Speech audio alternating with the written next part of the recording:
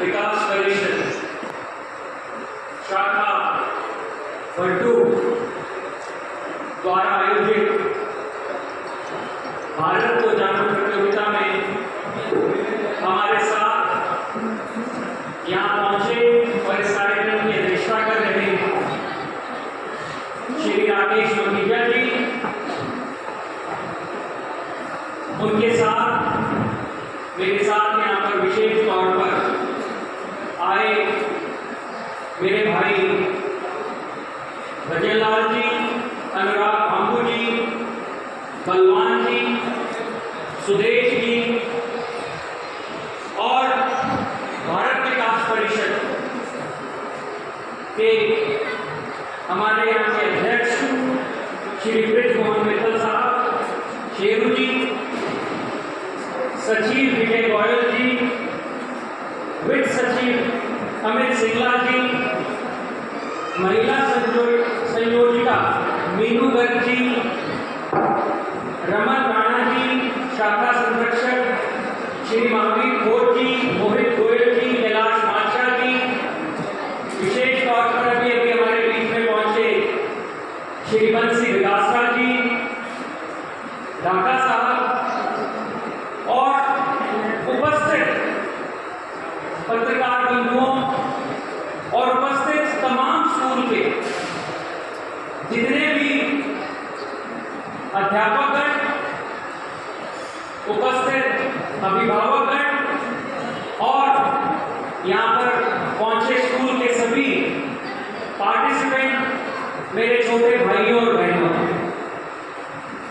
ये मेरे लिए बड़े सौभाग्य की बात है कि आज इस कार्यक्रम की में बतौर मुख्य अतिथि मुझे आने का मौका मिला और आप सब के बीच में पहुंचकर अक्सर एक बतौर राजनीति से जुड़े होने के कारण बहुत से कार्यक्रमों में जाने को मिलता है और कुछ ना कुछ सीखने को मिलता है, लेकिन यहाँ पर जिस बात को, जिस लक्ष्य को लेकर भारत विकास परिषद ने ये कार्यक्रम रखा है, ये अपने आप में सराहनीय है, क्योंकि यहाँ पर कोई भी आएगा वो कुछ ना कुछ भारत के बारे में, अपने देश के बारे में कुछ ना कुछ नया सीख के जाएगा। जो मेरे छोटे भाई बहन लगभग 6वीं से लेकर 12वीं क्लास तक के यहाँ पर मौजूद हैं, वो सब चीजें अपने पाठ्यक्रम में पढ़ रहे हैं और हमने ये चीजें बहुत साल पहले, मैं राणा साहब को बता रहा था कि ऐसी कोई भी चीज नहीं है जो हमें पढ़ाई ना दी हो, लेकिन जैसे जैसे जिंदगी में आप आगे बढ़ते हैं, जैसे जैसे जिंदगी में नए नए चैलेंजेस आपके सामने आते हैं, जैसे जैसे आप एक उम्र के बाद अगली उम्र को हासिल करते जाते हैं, तो आपको आपकी प्राथमिकताएं हैं वो बदलती रहती है और बहुत सी ऐसी चीजें हैं जो शायद आपको उस समय जानना आवश्यक होगा, एग्जाम्स के लिए पढ़ाई के माध्यम से अच्छे अंक, तालिका एक अच्छे अंक पर हासिल करने के लिए, लेकिन शायद उनका जिंदगी में कोई महत्व ना हो। लेकिन यहाँ पर जो कोर्स वर्क जो मैंने भी किताब देखी, मेरा मानना है कि ये सब किसी को, हर किसी को, देश के प्रत्येक नागरिक को इन सवालों के जवाबों में सभी नहीं तो काफी हद तक जानकारी होनी चाहिए। अगर मैं अपना व्यक्तिगत, क्योंकि ये कार्यक्रम मेरे छोटे भाइयों और बहनों का है और एक अवसर मैं इसको समझता हूं मेरे लिए है कि मैं उनसे रूबरू हूं और जो हमने हमारी जिंदगी में तजुर्बे हासिल करे, जो हमने सीख ली। आज जब मैं अपने घर से चल रहा था तो मैंने अपनी धर्मपत्नी से पूछा, मैंने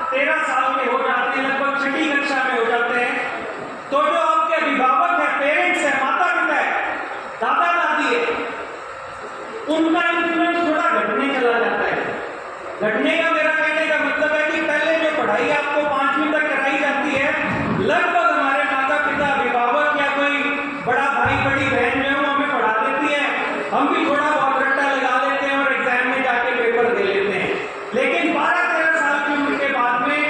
बहुत से ऐसे फैसले जो हैं वो हमें लगता है कि हमें लेने चाहिए। और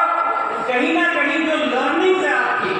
आसपास की जो एनवायरनमेंट, आसपास का जो एक पर्यावरण जिसमें आप रह रहे हैं, उससे आप सीखते हैं। तो एक जो राय, एक जो मशवरा, एक जो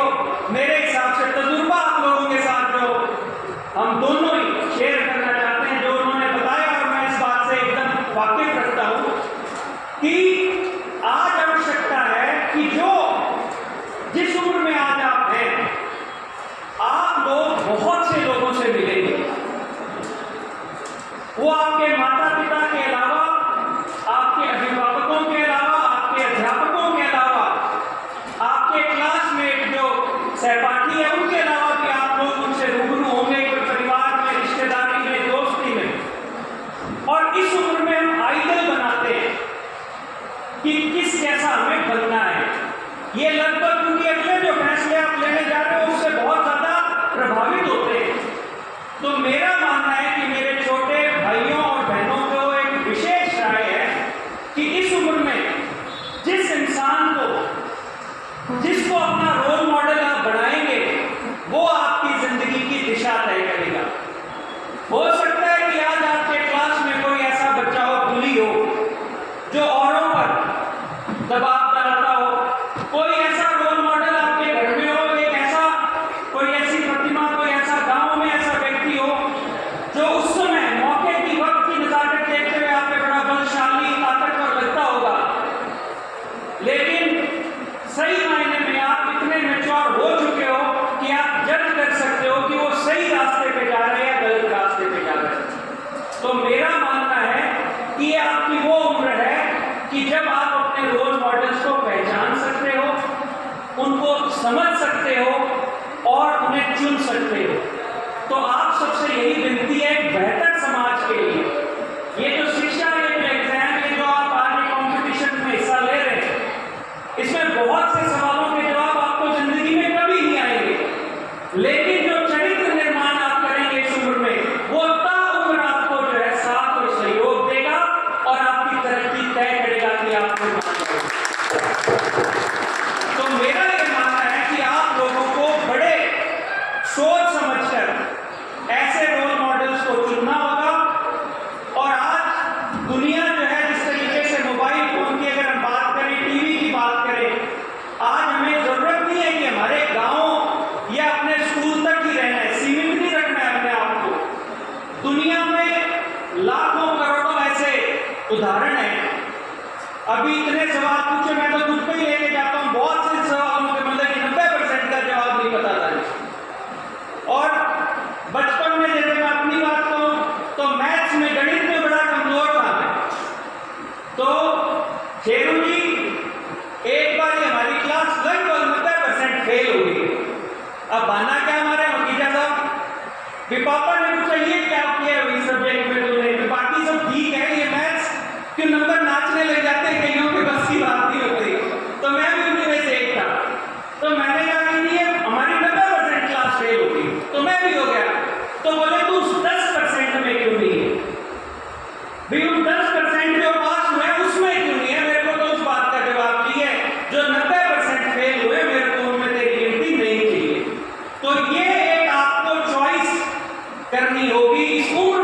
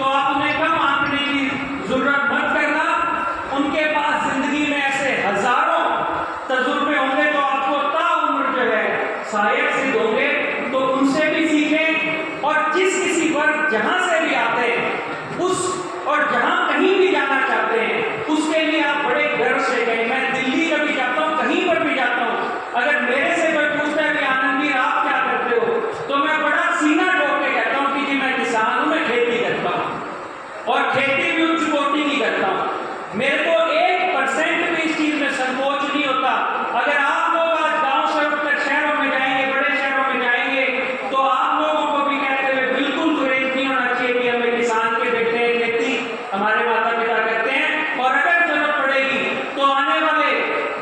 समय में खेती में इतनी तकनीकें और इतनी टेक्नोलॉजी आ रही है, और हमारे जो खेतों में जो आज काम करते हैं उनको भी मैं बोलता हूं कि आप अपने बच्चों को पढ़ाओ, क्योंकि अगर अनपढ़ रहोगे और जानकारी नहीं हासिल करोगे और वक्त के अनुसार नहीं चलोगे तो आगे खेती कर पाना भी आप लोगों के लिए मुश्किल हो जाएगा। तो सारी जो नॉलेज आप यहाँ पे ग्रहण कर रहे हैं उसको लेके जाइए और एक बहुत अच्छे रोल मॉडल्स को आप अपने आसपास देखिए, ताकि आप अपनी जिंदगी में आज से ही